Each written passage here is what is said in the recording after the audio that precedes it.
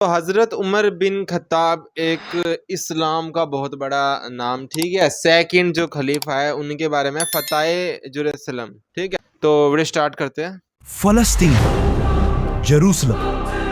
دنیا کی سب سے important city as the capital of Israel. کیونکہ جروسلم اور اس کے آس پاس اللہ نے اپنے ہزاروں پیغمبر بھیجے، جیسے کہ ابراہیم، داؤد اور سلیمان علیہم السلام، اور یہودیوں کے مطابق اس سٹی یروشلم کا نام سب سے پہلے ایک بہت بڑے پیغمبر نوح علیہ السلام کے بیٹے سام نے رکھا تھا، جس کا مطلب ہے یروشلم the city of peace۔ لیکن اس ٹائم سے لے کر آج تک اس سٹی نے کبھی پیس نام کی کوئی چیز دیکھی آج بھی نہیں ہے، آج بھی نہیں ہے، کیونکہ جروسلم دنیا کے 3 بڑے ریلیجن یہودی، کرسچینٹی اور اسلام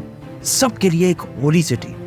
کیونکہ جروسلم کے اندر یہ جو جگہ ہے جسے بیت المقدس کہا جاتا ہے، اس کی یہ سائٹ ویسٹرن وال ہے جو آج یہودیوں کے لیے سب سے ہولی جگہ ہے۔ یہاں سے تھوڑی دور ایک چرچ ہے جو آج کرسچنز کے لیے سب سے ہولی سائٹ ہے، کیونکہ کرسچنز کا ماننا ہے کہ اس چرچ کے نیچے آج تک عیسیٰ علیہ السلام کی خالی قبر موجود ہے، اور اسی بیت المقدس کے اوپر مسجد اقصی بھی بنی ہوئی ہے، کیونکہ بیت المقدس مسلمانوں کے لیے بھی مکہ اور مدینہ کے بعد دنیا کی سب سے ہولی جگہ ہے۔ جب رسول اللہ صلی اللہ علیہ وسلم مکہ میں تھے، انہوں نے کئی سال تک مکہ کے لوگوں کو اسلام کی طرف آنے کی دعوت دی، لیکن ان کی بہت کوشش کے بعد بھی مکہ کے صرف کچھ ہی لوگوں نے ان کی بات پر اسلام قبول کیا، اور یہ لوگ بھی مکہ کے کوئی پاورفل لوگ نہیں، بلکہ ان میں بہت سارے ایسے تھے جو مکہ کے سب سے کمزور لوگوں میں سے تھے، جس کی وجہ سے مکہ کے لوگ ان پر بہت ظلم کیا کرتے تھے۔ اس سب کے بعد بھی آپ صلی اللہ علیہ وسلم ان سب سے کہتے رہتے کہ آج تو مسلمان کمزور ہیں، لیکن ایک دن ایسا ضرور آئے گا کہ مسلمان رومن اور پرشین ایمپائر دونوں کو فتح کریں گے، جس پر مکہ کے لوگ ان کا بہت مذاق اڑاتے تھے اور کہتے تھے کہ یہ لوگ ہمارا یہاں مکہ میں مقابلہ نہیں کر سکتے، تو یہ رومن اور پرشین ایمپائر سے کیسے لڑے۔ لیکن اب رسول اللہ صلی اللہ علیہ وسلم کی وفات کے کچھ ہی سال بعد مسلمانوں نے عمر بن خطاب رضی اللہ عنہ کی خلافت میں رومن اور پرشین ایمپائر دونوں کو یرموک اور قادسیہ جیسی جنگوں میں پوری طرح ہرا دیا تھا، اور ان دونوں ایمپائرز کو ہرانے کے بعد اب مسلمانوں کی دونوں بڑی فوجیں مدینہ سے حضرت عمر رضی اللہ عنہ کے آرڈرز کا انتظار کر رہی کہ اب ہمیں اس سے آگے اور کہاں جانا چاہیے۔ تو مدینہ سے سیدھا ایک لیٹر پرشین ایمپائر سعد بن ابی وقاص کی طرف گیا، اور حضرت عمر نے انہیں آرڈر دیا کہ اب تم نے تب تک نہیں رکنا جب تک پرشین ایمپائر کا کیپٹل مدائن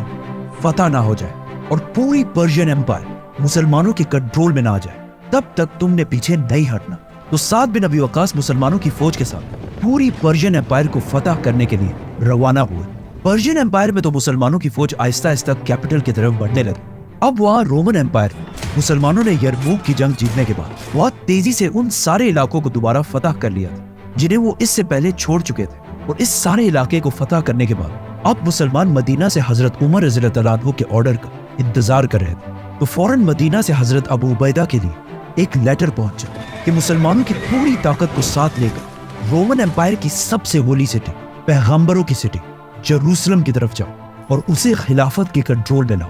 تو ابو عبیدہ مسلمانوں کی پوری طاقت لے کر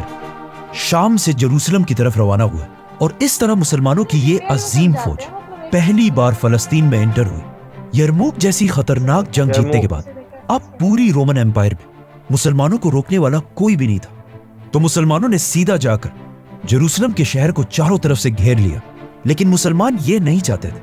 کہ جروسلم کو بھی باقی سٹیز کی طرح جنگوں اور تلواروں سے فتح کیا جائے، کیونکہ مسلمانوں کو پتا تھا کہ یہ پیغمبروں کا شہر ہے، اور وہ نہیں چاہتے تھے کہ اس سٹی میں کوئی خون خرابہ ہو۔ تو مسلمانوں نے اس شہر کے چاروں طرف اپنے کیمپس لگائے اور آرام سے اس سٹی کے سرنڈر کا انتظار کرنے لگے۔ لیکن جروسلم کے سب سے بڑے پریسٹ سفرونیس نے مسلمانوں کی اتنی بڑی فوج دیکھ کر بھی آسانی سے سرنڈر نہیں کیا، اور بار بار اپنے رومن بادشاہ ہرکل کی طرف لیٹرز بھیجتا رہا کہ آپ رومن ایمپائر کی پوری فوج کے ساتھ کرسچنز کے سب سے ہولی شہر جروسلم کو مسلمانوں کے ہاتھوں سے بچائیں۔ لیکن اگلے 4 مہینے تک سفرونیس کی بہت کوشش کے بعد بھی پوری رومن ایمپائر سے ایک جنرل بھی اس کی مدد کے لیے نہیں آیا، کیونکہ یرموک کے میدان میں خالد بن ولید نے رومنز کی کمر ایسی توڑی کہ اب وہ مسلمانوں کے سامنے اپنا سر کبھی نہیں اٹھا سکتے تھے۔ آخر 4 مہینے کے بعد سفرونیس کا حوصلہ ٹوٹ گیا، اور انہوں نے جروسلم سے مسلمانوں کے آرمی چیف अबू उबैदा की तरफ सरेंडर करने के लिए एक लेटर भेजा, लेकिन इस लेटर में उसने बहुत ही एक अजीब डिमांड लिखी थी कि मैं इस सिटी को सिर्फ एक शर्त पर मुसलमानों के हवाले करूंगा कि इस इस्लामिक एम्पायर के खलीफा उमर बिन खत्ताब खुद आकर मुझसे मिले। लेकिन आखिर क्यों सफ्रोनियस खालिद बिन वलीद, अबू उबैदा और बाकी सारे जनरल्स के बजाय हजरत उमर के सामने ही क्यों सरेंडर करना चाहते थे? क्योंकि सफ्रोनियस को जेरूसलम की हिस्ट्री के बारे में बहुत अच्छी तरह पता था और उसे पता था कि पिछले हजारों साल से जब भी किसी बादशाह ने इस सिटी को फतह किया, उसने यहाँ की एक एक चीज को तबाह किया। जेरूसलम और फलस्तीन की स्टोरी यहाँ से बहुत पहले शुरू होती है और ये स्टोरी इतनी इंटरेस्टिंग है कि बाइबल और कुरान ने बार बार दुनिया के बाकी सारे इलाकों से ज्यादा इसी इलाके फलस्तीन की हिस्ट्री बयान की है। फलस्तीन की स्टोरी स्टार्ट होती है इब्राहिम अलैहिस्सलाम के साथ कि जब इब्राहिम अलैहिस्सलाम आज से 4000 साल पहले जेरूसलम से बहुत दूर इराक की सिटी ऊन में पैदा हुए, जो उस जमाने में दुनिया की सबसे बड़ी सिटी थी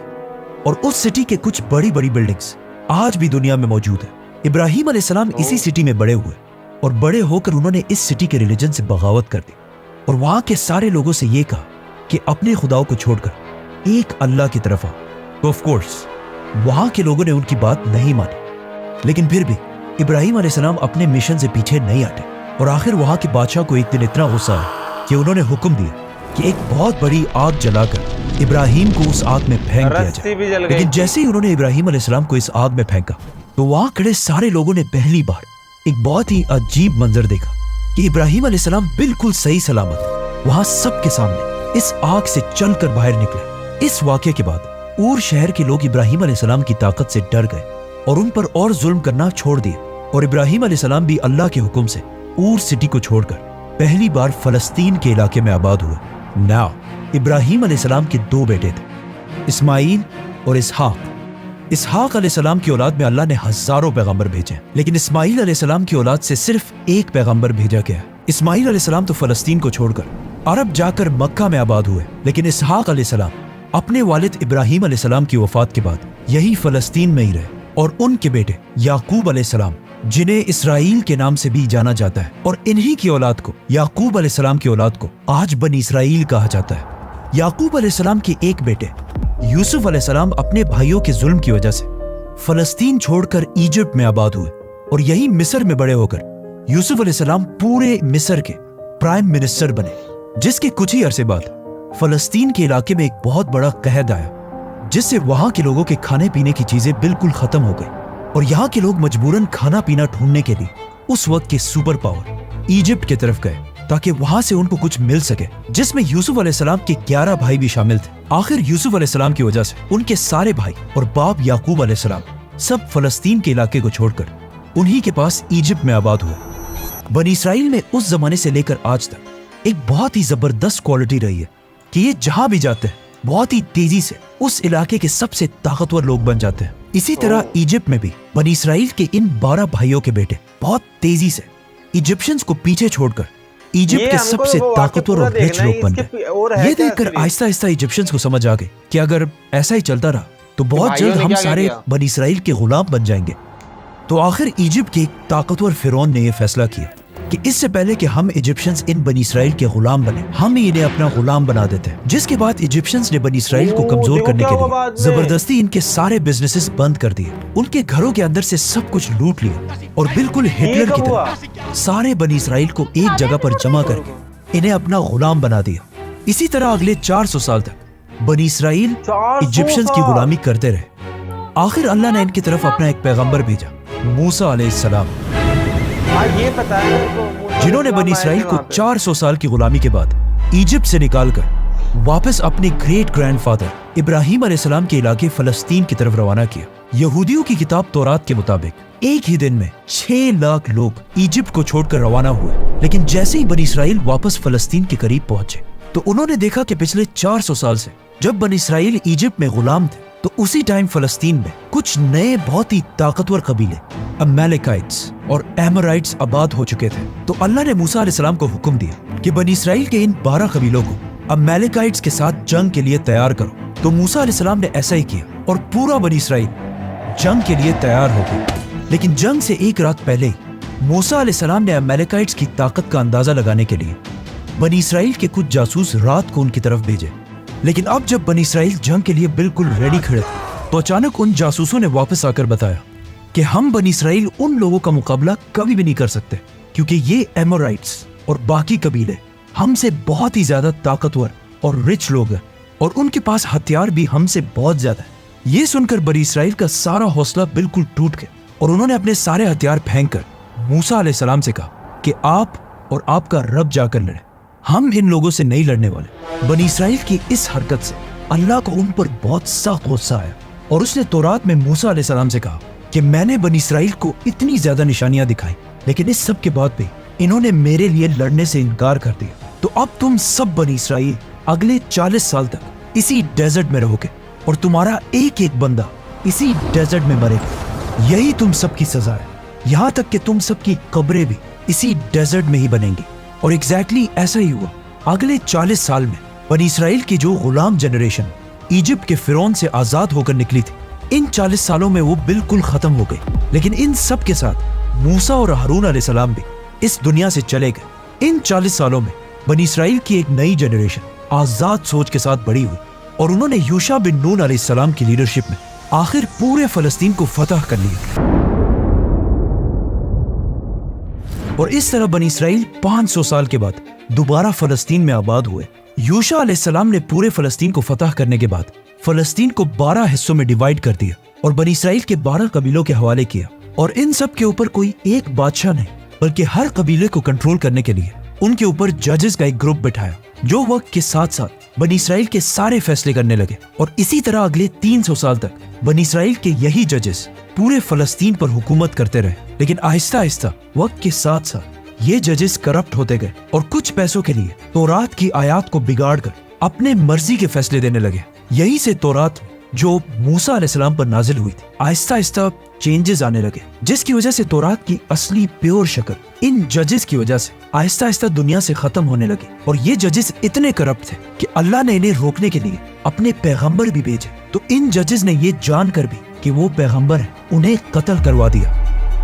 آخر ان ججز کی 300 سال کی کرپشن کی وجہ سے بنی اسرائیل بہت ہی کمزور ہو گئے، جس کا فائدہ اٹھا کر پاس کے ایک طاقتور نئے قبیلے جنہیں فلسطینز کہا جاتا تھا بنی اسرائیل پر آ کر حملہ کر دیا، اور اس قوم کے لیڈر کا نام جالوت، جس نے بہت تیزی سے بنی اسرائیل سے یہ سارے علاقے چھین لیے، اور ایون ان کے کیپٹل جروسلم کو بھی فتح کر لیا۔ اب اس سے بنی اسرائیل کے لوگوں کو آخر 300 سال بعد سمجھ آ گئے کہ انہی ججز کے غلط فیصلوں کی وجہ سے آج ہم سب برباد ہو چکے ہیں۔ تو وہ سب اس وقت کے پیغمبر سیمیول کے پاس جمع ہوئے اور ان سے ریکویسٹ کی کہ آپ ان ججز کو ہٹا کر پورے بنی اسرائیل کے لیے ایک یونائٹڈ طاقتور بادشاہ چوز کریں، تاکہ ہم ان دشمنوں کا مقابلہ کر سکیں۔ تو سیمیول نے بنی اسرائیل کا پہلا بادشاہ چوز کیا، جس کا نام تھا طالوت۔ تو طالوت بنی اسرائیل کی فوج کو لے کر جالوت سے لڑنے کے لیے روانہ ہو، اور دونوں فوجیں ایک دوسرے کے آمنے سامنے ہوئی۔ جنگ سے پہلے جالوت اپنی فوج سے سامنے آیا اور بنی اسرائیل کو لڑنے کا چیلنج دیا، لیکن کافی دیر تک بنی اسرائیل سے کسی نے بھی آگے جا کر اس کا چیلنج ایکسیپٹ نہیں کیا،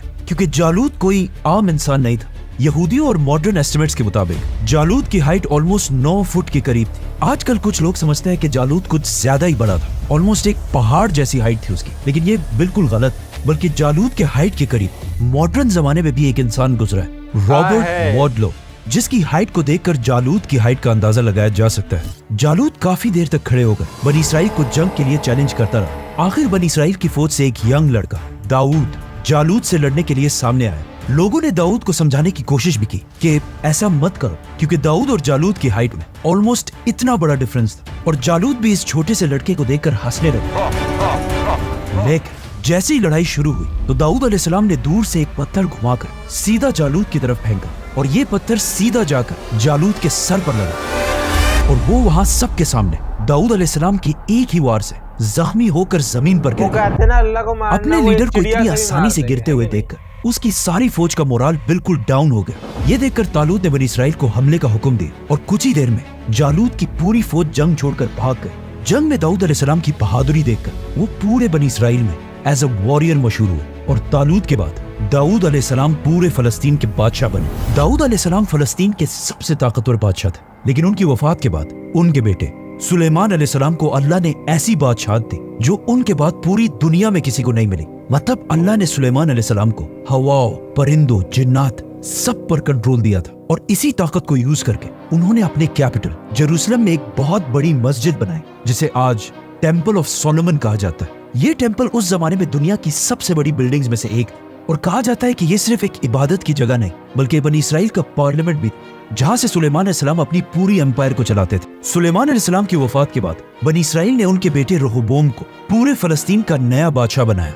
लेकिन रहोबोम अपने वालिद सुलेमान की तरह कोई ज़हीन बादशाह नहीं था, जिसकी वजह से इसके खिलाफ पूरे फलस्तीन में बगावतें होने लगी और इस तरह सुलेमान अलैहिस्सलाम की ये अजीम एम्पायर दो हिस्सों में डिवाइड हो गई। इस डिवीजन में एक तरफ बनी इसराइल के 10 कबीले आबाद हुए और दूसरी तरफ सिर्फ 2 कबीले रहे और ये सब आपस में ही लड़ने लगे, जिससे अगेन बनी इसराइल इतने कमजोर हुए कि एक दूसरी कौम ने बनी इसराइल के इन 10 कबीलों पर हमला कर दिया और बनी इसराइल के इन 10 ट्राइब्स को हमेशा के लिए फलस्तीन से निकाल दिया। यहूदी स्कॉलर्स के मुताबिक ये 10 ट्राइब्स फलस्तीन को छोड़कर ईस्ट की तरफ गए और वहीं पर आबाद हुए। आज बहुत सारे हिस्टोरियंस ये समझते हैं कि ये 10 ट्राइब्स कोई और नहीं बल्कि अफगानिस्तान और पाकिस्तान के पठान, पख्तून कबीले हैं। अब पीछे फलस्तीन में सिर्फ 2 ही कबीले रह गए और इनमें भी बड़ा कबीला यहूदा कबीला था और इसी कबीले की वजह से आहिस्ता आहिस्ता इनका नाम बनी इसराइल से चेंज होकर यहूदी पड़ा। लेकिन इन यहूदियों पर भी कुछ अरसे बाद बेबीलोनियन एम्पायर के बादशाह बख्त नसर ने हमला कर दिया और फलस्तीन में ऐसी तबाही मचाई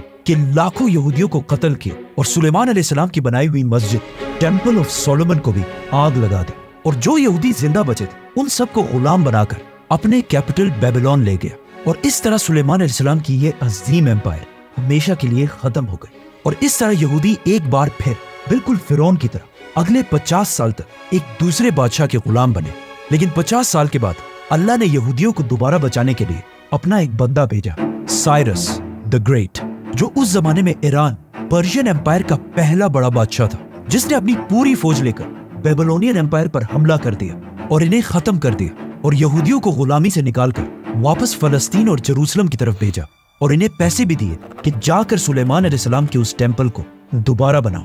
आज बहुत सारे मुसलमान स्कॉलर्स ऐसे भी जो साइरस द ग्रेट को जुल्करनैन समझते हैं, जिसे हम फिर कभी एक्सप्लेन करेंगे, तो सब्सक्राइब। साइरस द ग्रेट की मदद से एक बार फिर यहूदी फलस्तीन के इलाके में आबाद हुए और फलस्तीन वापस आकर सबसे पहले यहूदियों ने सुलेमान अलैहिस्सलाम के टेम्पल को उसी जगह पर दोबारा बनाया जहां इससे पहले बनाया गया था। ये टेम्पल आज तो दुनिया में मौजूद नहीं है, लेकिन इस टेम्पल की एक दीवार वेस्टर्न वॉल आज भी वहां मौजूद है और ये दीवार यहूदियों के लिए उतनी ही इम्पोर्टेंट है जितना मुसलमानों के लिए काबा है। इसके बाद अगले 500 साल तक यहूदी इसी तरह फलस्तीन में आबाद रहे, लेकिन 500 साल बाद अब दुनिया में एक नई सुपर पावर बन चुकी थी, द ग्रेट रोमन एम्पायर, जिन्होंने आकर फलस्तीन को दोबारा यहूदियों के हाथों से छीन लिया और उसे अपनी ग्रेट एम्पायर का एक छोटा सा प्रोविंस बनाया। अब जब सारे यहूदी रोमन एम्पायर के अंडर अपनी जिंदगी गुजार रहे थे तो अल्लाह ने इनकी तरफ अपना एक अजीम पैगंबर भेजा, ईसा अलैहिस्सलाम। उस वक्त तक यहूदी इतने करप्ट हो चुके थे कि वो अल्लाह की तरफ से भेजे गए पैगंबरों की भी बातें नहीं सुनते थे, बल्कि इससे पहले उन्होंने जकरिया और याह्या अलैहिस्सलाम को भी जान से मार दिया था। ईसा अलैहिस्सलाम ने यहूदियों को समझाने की बहुत कोशिश की, लेकिन सिर्फ कुछ लोगों के अलावा बाकी सारे यहूदियों ने ईसा अलैहिस्सलाम की बात नहीं मानी और उन्हें एक झूठा पैगंबर कहा और सारे यहूदियों ने रोमन एम्पायर के साथ मिलकर ईसा अलैहिस्सलाम को मारने की साजिश की। और जैसे ये सब मिलकर ईसा अलैहिस्सलाम को मारने वाले थे, बिल्कुल आखिरी टाइम में अल्लाह ने उन्हें बचा लिया और उन्होंने ईसा अलैहिस्सलाम के बजाय एक दूसरे शख्स को सूली पर चढ़ाकर मार दिया। अब ईसा अलैहिस्सलाम तो दुनिया से चले गए, लेकिन यहूदियों और रोमन्स के दरमियान आहिस्ता आहिस्ता लड़ाइयां शुरू होने लगी। ईसा अलैहिस्सलाम के बाद अल्लाह ने यहूदियों को कभी भी माफ नहीं किया, क्योंकि ईसा अलैहिस्सलाम के बाद आज तक यहूदियों के पास और कोई पैगंबर नहीं भेजा गया और ईसा अलैहिस्सलाम के खिलाफ साजिश करने पर अल्लाह ने यहूदियों से ऐसा बदला लिया कि उनके जाने के कुछ ही अरसे बाद रोमन्स और यहूदियों की लड़ाई शुरू हुई और रोमन्स ने यहूदियों को ऐसा तबाह किया कि अगले 2000 साल तक यहूदी दोबारा फलस्तीन में आबाद नहीं हो सके। रोमन्स ने फलस्तीन में लाखों यहूदियों को मारा और इवन यहूदियों के मेन टेम्पल सुलेमान अलैहिस्सलाम के टेम्पल को भी आग लगाकर गिरा दिया, जिसके बाद आज तक यहूदी ये टेम्पल दोबारा नहीं बना सके। लेकिन यहूदियों का मानना है कि आखिरी जमाने में उनका एक मसीह आएगा जो दोबारा जेरूसलम की इसी जगह पर उनका तीसरा और आखिरी टेम्पल बनाएगा और तब यहूदी पूरी दुनिया पर हुकूमत करेंगे। और रोमन्स ने यहूदियों पर हमेशा के लिए पाबंदी लगा दी कि यहूदियों को अपनी होली सिटी जेरूसलम की तरफ आने की इजाजत नहीं है और अगले 600 साल तक रोमन एम्पायर ही फलस्तीन पर हुकूमत करती रही और इन्हीं 600 साल के दौरान अपने रिलीजन को छोड़कर पूरी रोमन एम्पायर ने क्रिश्चियनिटी को अपना रिलीजन बनाया। यहाँ तक स्टोरी सिर्फ इब्राहिम अलैहिस्सलाम के एक बेटे इसहाक अलैहिस्सलाम की नस्ल के बारे में थी, लेकिन यहाँ से दुनिया की स्टोरी बिल्कुल बदल जाती है क्योंकि इब्राहिम अलैहिस्सलाम के पहले बेटे इस्माइल अलैहिस्सलाम जो इससे हजारों साल पहले फलस्तीन को छोड़कर अरब में आबाद हुए थे, अल्लाह ने उन्हीं के नस्ल में से अपना आखिरी पैगंबर भेजा मुहम्मद सल्लल्लाहु अलैहि वसल्लम। अब जब मक्का में रसूलुल्लाह सल्लल्लाहु अलैहि वसल्लम लोगों को इस्लाम की दावत दे रहे थे तो उसी टाइम एक बार फिर फलस्तीन पर हमला किया गया, लेकिन इस बार ये हमला पर्शियन एम्पायर के बादशाह ने किया। उसने जेरूसलम को फतह करके यहाँ 1 लाख क्रिश्चियंस को मार दिया और अगेन जेरूसलम की पूरी सिटी को तबाह कर दिया और यहाँ के चर्चेस को भी आग लगा दी और उस क्रॉस को भी अपने साथ वहाँ से ले गए जिस पर क्रिश्चियंस समझते हैं कि ईसा अलैहिस्सलाम को मारा गया था। आज भी दुनिया के हर चर्च में इसी क्रॉस की कॉपी बनाकर लगाई जाती है। इस सब के कुछ ही अरसे बाद रोमन एम्पायर ने पर्शियंस को तो हरा दिया और जेरूसलम को दोबारा आबाद कर लिया। ये इतनी अजीम जंग थी कि कुरान के सूरह रोम में इस जंग के बारे में आयात भी भेजी गई जिसे हम इस वीडियो में एक्सप्लेन कर चुके हैं। इस सब के बाद रोमन एम्पायर ने तो पर्शियंस को हरा दिया और अपने क्रॉस को वापस लाकर पूरे जेरूसलम की सिटी को दोबारा आबाद किया और अब रोमन एम्पायर का ख्याल था कि उन्हें चैलेंज करने वाला दुनिया में अब कोई भी नहीं। लेकिन साथ ही अरब में मुसलमानों की खिलाफत बहुत तेजी से आगे बढ़ रही थी और मुसलमानों की खिलाफत इतनी मजबूत हो चुकी थी कि कुछ ही सालों में हजरत उमर रज़ियल्लाहु तआला अन्हु की खिलाफत में एक बार फिर जेरूसलम को चारों तरफ से घेर लिया गया।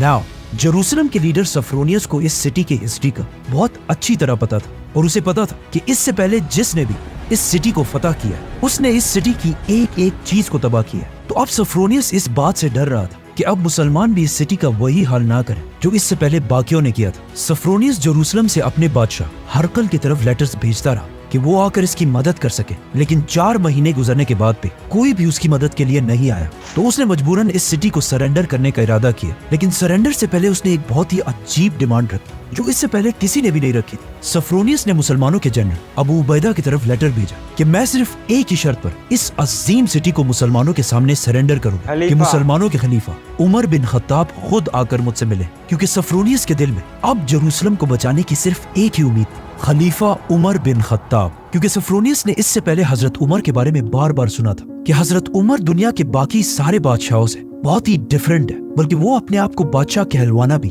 पसंद नहीं करते और दुनिया का सबसे ताकतवर इंसान होने के बाद भी बिल्कुल आम लोगों की तरह जिंदगी गुजारते हैं। हजरत उमर रज़ियल्लाहु अन्हु की यही सिंप्लिसिटी की स्टोरीज पूरी दुनिया में मशहूर हो चुकी थी कि एक बार एक रोमन जनरल मुसलमानों की कैपिटल मदीना है और सहाबा से कहा कि मुझे खलीफा उमर से मिलना है। उस जनरल का ख्याल था कि हजरत उमर जरूर किसी बहुत बड़े महल या पैलेस में रह रहे होंगे कि मुसलमानों का इतना अजीम खलीफा जिसके नाम से पूरी दुनिया कांपती है एक दरख्त के नीचे पत्थर पर सर रखकर आराम फरमा रहे। हजरत उमर रज़ियल्लाहु अन्हु की इसी सादगी का सफ्रोनियस को बहुत अच्छी तरह पता था और उसे पता था कि जेरूसलम को तबाही से सिर्फ हजरत उमर ही बचा सकते हैं। तो अबू उबैदा ने मजबूरन हजरत उमर रज़ियल्लाहु अन्हु की तरफ खत भेजा कि बगैर किसी खून खराबे के अब जेरूसलम को सिर्फ आप ही फतह कर सकते हैं। ये देखकर हजरत उमर रज़ियल्लाहु अन्हु ने सारे बड़े सहाबा को अपने पास जमा किया और उनसे पूछा कि अब मुझे क्या करना चाहिए, जिस पर हजरत उस्मान रज़ियल्लाहु अन्हु ने मशवरा दिया कि आपको जेरूसलम की तरफ नहीं जाना चाहिए क्योंकि रोमन्स ऑलमोस्ट ये जंग हार चुके हैं और अब उनकी इतनी औकात नहीं है कि खलीफा खुद उनके पास जाए। लेकिन वहाँ पर हजरत अली रज़ियल्लाहु अन्हु की राय ये थी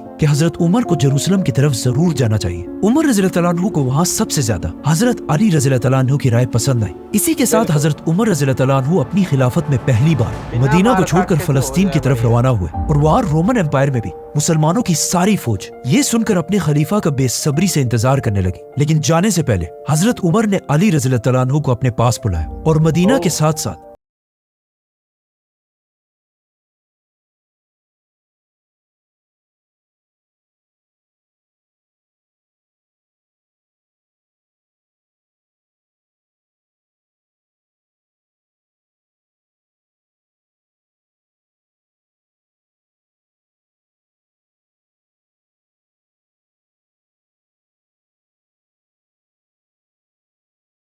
उमर उस वक्त दुनिया के सबसे ताकतवर लोगों में से एक। इसके मुकाबले में अगर आजकल के मुस्लिम लीडर्स को देखा जाए पर जैसे ही हजरत उमर वहाँ एंटर हुए तो वहाँ खालिद बिन वलीद और यजीद बिन अबी सुफियान उनको वेलकम करने के लिए खड़े थे और इन दोनों ने इस इम्पोर्टेंट दिन की वजह से बहुत ही कीमती और महंगे कपड़े पहने थे। हजरत उमर ने जब इन दोनों के महंगे कपड़े देखे तो उन्हें बहुत सख्त गुस्सा आया और उन्होंने जमीन से कुछ पत्थर उठाकर इन दोनों की तरफ फेंके और कहा कि ये तुम लोगों ने क्या पहना है, इतनी जल्दी तुमने हमारे तरीके छोड़कर रोमन्स के तरीके अपना लिए हैं। अब जैसे ही हजरत उमर यहाँ पहुंचे तो वहाँ जेरूसलम के क्रिश्चियंस को भी खबर मिल गई कि हजरत उमर सिर्फ उनकी रिक्वेस्ट पर मदीना से चलकर यहाँ पर आए। तो सोफ्रोनियस ने अपना मैसेंजर हजरत उमर रज़ियल्लाहु अन्हु के पास मुसलमानों के हेडक्वार्टर भेजा और यहीं पर हजरत उमर ने अपनी जिंदगी की सबसे इम्पोर्टेंट एग्रीमेंट, जिसे आज तक पूरी दुनिया याद करती है, साइन की। और ये तारीख में पहली बार था कि किसी बादशाह ने जेरूसलम को इस तरह फतह किया। बिस्मिल्लाहिर्रहमानिर्रहीम। ये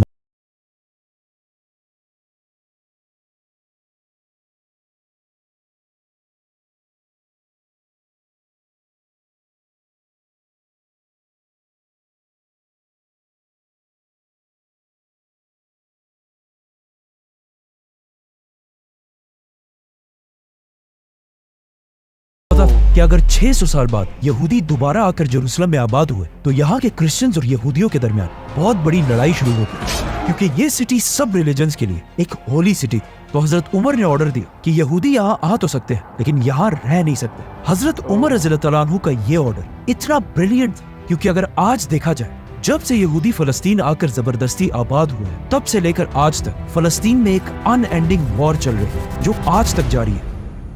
ये एग्रीमेंट लिखने के बाद हजरत उमर ने रसूलुल्लाह सल्लल्लाहु अलैहि वसल्लम की अंगूठी से इस एग्रीमेंट पर मोहर लगाई और खालिद बिन वलीद और बाकी सारे जनरल्स इस पर गवाही लिखी। नाउ इस मुआहदे से सबसे ज्यादा खुशी यहूदियों को हुई क्योंकि पूरी दुनिया के यहूदियों ने 600 साल गुजरने के बाद पहली बार हजरत उमर रज़ियल्लाहु अन्हु की वजह से अपनी होलियस्ट सिटी जेरूसलम को दोबारा देखा। ये वही यहूदी थे जो इससे पहले हमेशा रसूलुल्लाह सल्लल्लाहु अलैहि वसल्लम और इस्लाम के खिलाफ साजिशें करते रहते थे, लेकिन अब जब मुसलमानों को ताकत मिली तो मुसलमानों ने क्रिश्चियंस के सामने खड़े होकर यहूदियों के लिए आवाज उठाई। सफरोनियस का ये मैसेंजर जब हजरत उमर रज़ियल्लाहु अन्हु की एग्रीमेंट लेकर वापस जेरूसलम पहुंचा तो वहाँ सारे क्रिश्चियंस इसे पढ़कर सेलिब्रेट करने लगे क्योंकि उनका ख्याल था कि पिछले हर बादशाह की तरह हजरत उमर भी इस सिटी को फतह करने के बाद तबाह कर देंगे। लेकिन हजरत उमर रज़ियल्लाहु अन्हु ने ऐसा नहीं किया और तारीख में पहली बार बगैर किसी खून खराबे के बिल्कुल अमन के साथ जेरूसलम फतह कर लिया। अब हजरत उमर रज़ियल्लाहु अन्हु का नाम जेरूसलम के हर क्रिश्चियन की जबान पर था और यहाँ के सारे लोग इस अजीम बादशाह को पहली बार देखने के लिए इंतजार करने लगे। तो हजरत उमर रज़ियल्लाहु अन्हु भी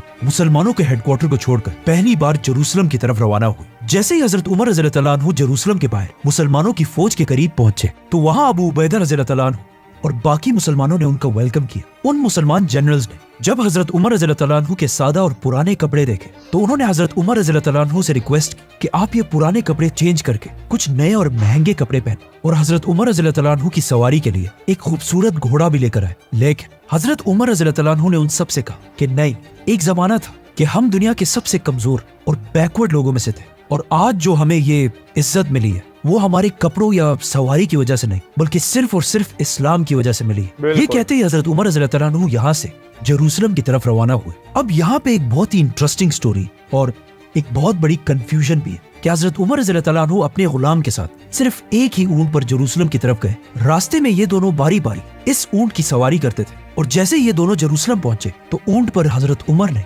बल्कि उनके गुलाम बैठे हुए थे। ये स्टोरी हम सब ने बचपन से बार बार सुनी है, लेकिन ये बिल्कुल एक अनऑथेंटिक स्टोरी है जो इस्लामिक हिस्ट्री के किसी भी बड़े बुक में नहीं मिलती और ये स्टोरी लॉजिकल भी नहीं क्योंकि मुसलमानों की फौज जिसने चारों तरफ से जेरूसलम को घेर रखा था, उनके और जेरूसलम की गेट के दरमियान इतना फासला था ही नहीं कि जिसके लिए ऊंट को बार बार चेंज किया जाए। इसके अलावा मुसलमानों की फौज में उस वक्त हजारों ऊंट मौजूद थे, उनमें से भी किसी ऊंट को यूज किया जा सकता था। और अगेन ये स्टोरी किसी भी इस्लामिक ऑथेंटिक बुक में नहीं लिखी हुई। इन सब चीजों को देखकर यही लगता है कि ये स्टोरी बाद में आने वाले लोगों ने अपनी तरफ से बनाई और इस्लामिक हिस्ट्री की लेटेस्ट बुक तारीख उम्मत मुस्लिमा में भी इस स्टोरी को एक अनऑथेंटिक स्टोरी कहा गया है। लेकिन आपको मेरी बात सुनने की जरूरत नहीं है, खुद जाकर रिसर्च करें और चैट जीपीटी से मत पूछे, वो आपको गलत बताए, खुद रिसर्च करें। हजरत उमर रज़ियल्लाहु अन्हु सीधा जेरूसलम के अंदर एंटर हुए और वहाँ के सारे लोग उनकी सिंपलिसिटी देखकर बहुत इंप्रेस हुए। जेरूसलम में क्रिश्चियंस के लीडर सफरोनियस हजरत उमर को सीधा उस चर्च की तरफ ले गए जो आज तक क्रिश्चियंस के लिए सबसे होली जगह है।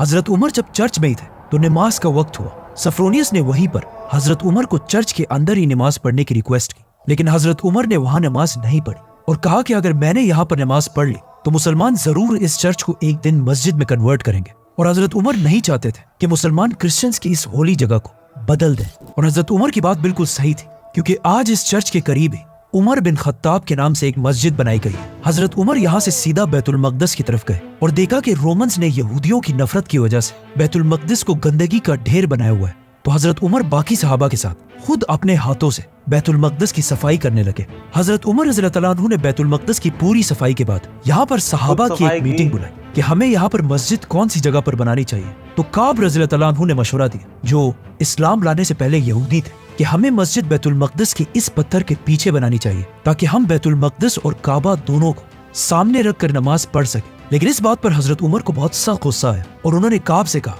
कि तुमसे अभी तक यहूदियों की आदतें नहीं निकली। उसके बाद हजरत उमर रज़ियल्लाहु तआला अन्हु ने हुक्म दिया कि मस्जिद को बैतुल मकदस के इस पत्थर के आगे बनाई जाए, जिसका मुंह काबा की तरफ हो और पीठ यहूदियों के इस पत्थर की तरफ हो, क्योंकि अब दुनिया का किबला बदल चुका है। और यहीं से पहली बार मस्जिद अक्सा की बुनियाद रखी गई। और आज तक जब भी मुसलमान मस्जिद अक्सा में नमाज पढ़ते हैं तो बैतुल मकदस का ये पत्थर और उसके ऊपर ये बिल्डिंग उनके पीठ के पीछे होती है। उमर रज़ियल्लाहु तआला अन्हु के हुक्म से मुसलमानों ने यहाँ पर एक छोटी सी लकड़ियों की मस्जिद बनाई। और मस्जिद बनाने के बाद हजरत उमर ने बिलाल रज़ियल्लाहु तआला अन्हु से रिक्वेस्ट की, जो आप सल्लल्लाहु अलैहि वसल्लम की वफात के बाद यही शाम में आबाद हो चुके थे। और हजरत बिलाल ने ये अहद किया था कि आप सल्लल्लाहु अलैहि वसल्लम की वफात के बाद वो दोबारा कभी भी अजान नहीं देंगे। लेकिन अब ये इतना अजीम दिन था और खलीफा उमर रज़ियल्लाहु तआला अन्हु का ऑर्डर भी था। तो हजरत बिलाल रज़ियल्लाहु तआला अन्हु आगे आए और उन्होंने पहली बार बैतुल मकदस पर खड़े होकर अजान देना शुरू की। हजरत बिलाल रज़ियल्लाहु तआला अन्हु की अजान को सुनकर वहाँ मौजूद सारे सहाबा रोने लगे,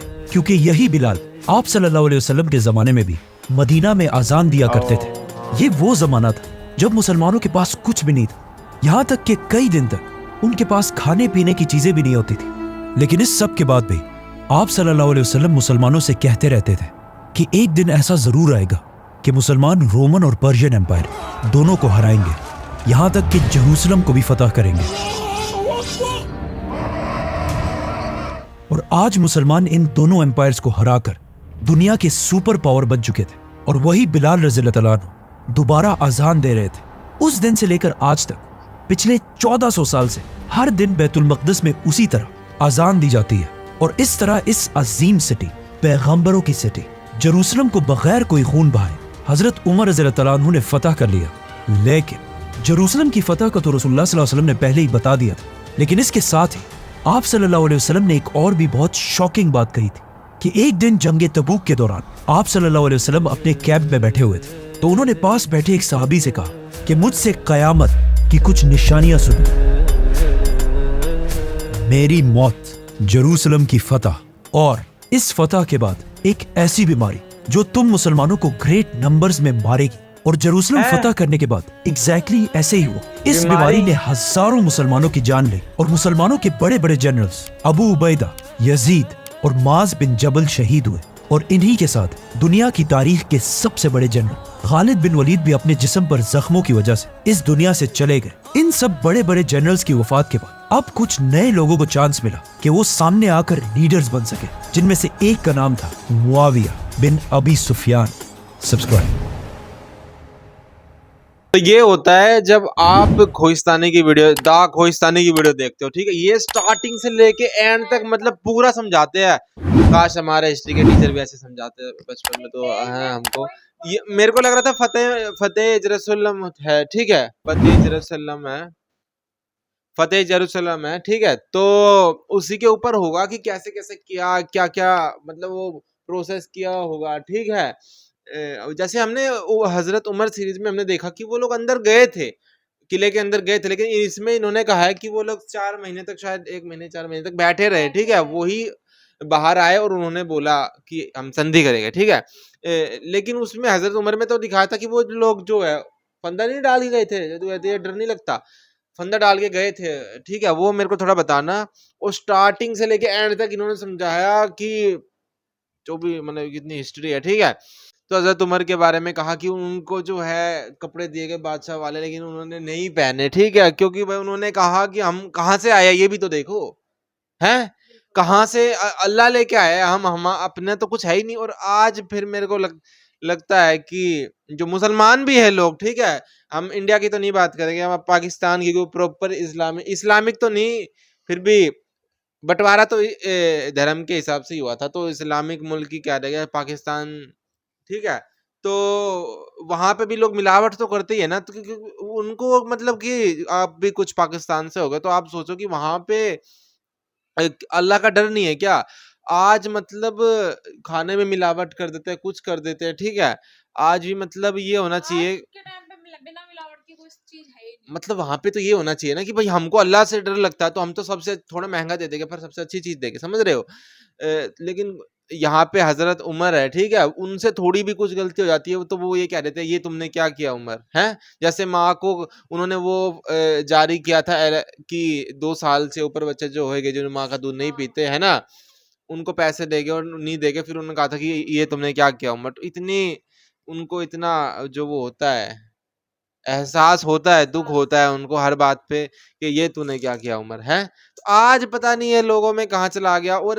حضرت عمر کی جو سیریز جو دکھا رہے ہیں نا وہ تھوڑی اور لمبی ہونی چاہیے, 60 ایپیسوڈ ہونے چاہیے تھے, تو ختم ہونے والی ہے, ہم کو اور ان کے بارے میں جاننا تھا. اب وہ مکہ کو چھوڑ کے وہاں پہ گئے ہیں, جیروسلم گئے ہیں, وہ پوری جرنی بھی دکھا دیتے آدھے ایپیسوڈ میں, وہ بھی ہیں لیکن چھوٹے پارٹ ہے نا, اس لیے وہ ہم کو ایک ہی سیکنڈ میں دکھا دیا کہ یہاں سے نکلے اور وہاں پہنچ بھی گئے, ٹھیک ہے. تو ہم کو تھوڑا ڈیٹیل میں اور جانا تھا, ٹھیک ہے, اور ملتے ہیں نیکسٹ ویڈیو میں, دیکھتے ہیں, لائک کر دینا ویڈیو کو, ٹھیک ہے, بائے.